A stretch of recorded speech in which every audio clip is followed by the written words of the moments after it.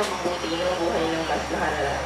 Ayan. Kung nakikinig yung mga nag-komento niyan, ngayon Ma'am, ano po masasabi niyo dun sa mga ganong comment po ng mga kabataan?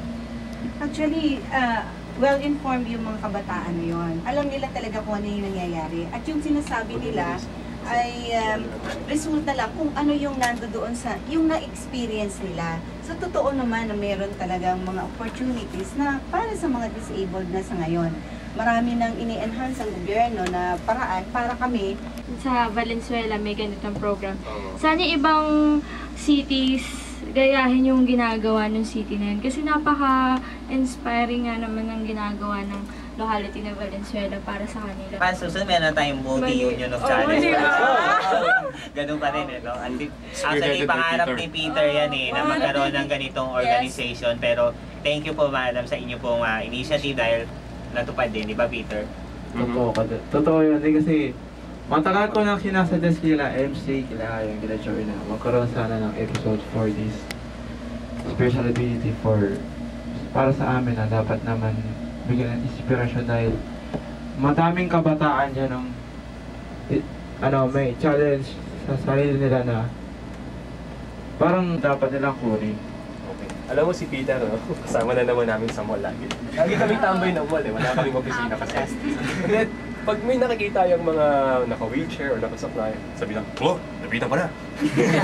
Bakit? Ano gagawin mo? Eh, document ko tungkol sa buti sa ginagawa natin para maisama ko sa programa natin. Tita, basta po, i-guess namin kayo. Sabi ko, talaga? Sabi niya, oo talaga, i-guess namin yung grupo natin. Sabi niya gano'n. Kaya ang kapulitan talaga may lugar.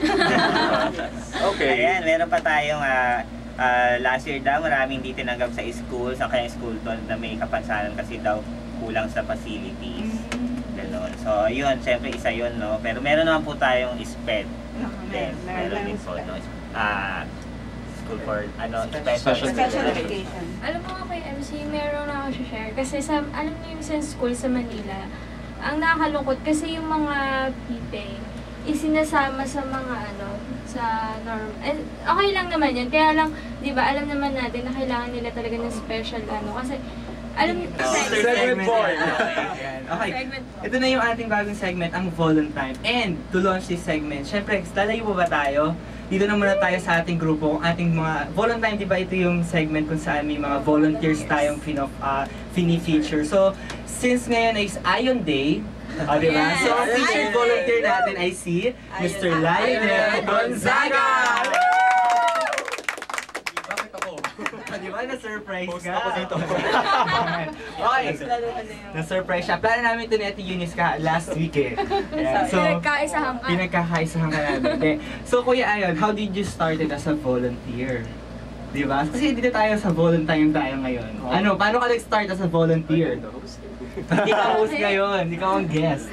Sige na nga. Alam mo yung pag-volunteer, college ako, nagsisimula na ako mag-volunteer. Kasi ba naman, yung ibang mga organizations na sa tingin ko mas makakatulong sa akin para mag-grow ako at ma-develop ako, yung naghahanap ng mga volunteers. So, yun yung way ko para magsimula, pumasok sa mundo ng volunteerism, unti-unti na-develop. Kung ang tinatanong mo is yung sa Voti, naengganyo ako sa email at sa mga pictures ni Choi na nakita ko sa internet, sa websites niya. Wow! Nasabi ko, kasi naikwento ko naman na sa inyo yung pinanggalingan ko, di ba? Nasabi ko, ito yung mga hinahanap ko Ito yung mga gusto kong gawin. Tapos naghahanap sila ng volunteer web designer. Sabi ko ganun. So parang, okay lang sa akin, kahit hindi trabaho ito. Kasi gusto ko naman yung gagawin ko. Gusto ko talagang mag-share, magbahagi ng kung ano man yung meron ako para sa kabataan. So, volunteer. Ayoko ginulat. Nagulat siya, di ba? Birthday ni Iron Man. So, siya yung ating guest and first ever featured volunteer dito sa ating segment. Kuya naman, isa lang next question. Alam mo, volunteer ko is parang out of my profession. Kasi I'm a web designer, web developer by profession. Yun yung ginamit kong way sa buhay. That's my entry point, yung sinasabi ko.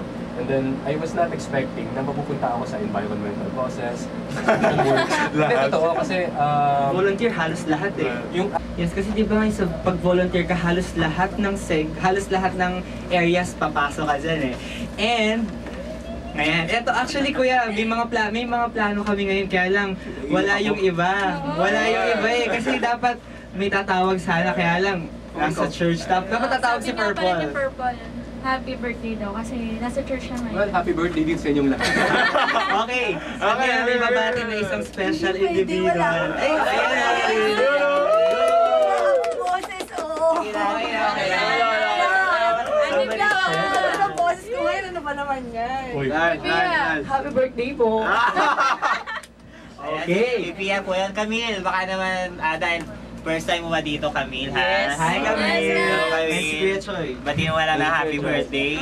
Ikaw, Camille. ikaw, Choy, ating cameraman. Ating founder, video tayo ngayon. Baka gusto mo na batiin si Ayon. Yung pagiging member ko ng Buti ay isa na sa pinakamagandang regalong natanggap ko buhat nung naging member ako. Napakaraming bagay ang nagbago sa akin, perspective ko, pananaw sa buhay. Yung goal ko, nagkaroon ng mas magandang direksyon. Yun lang, hinayaan ko yung sarili kong maging involved eh. Dahil hindi ko pa nagagawa yung mga experience at napagdaanan ko noon. And ayun, sa kabila ng lahat, nandito pa rin tayo. Masaya pa rin, fulfilled, inspired. Lalo na pag dadagdagan ng mga kasama natin, ng mga kasama tayo sa Voice of the Youth Network. Ano ba? Ayun, maraming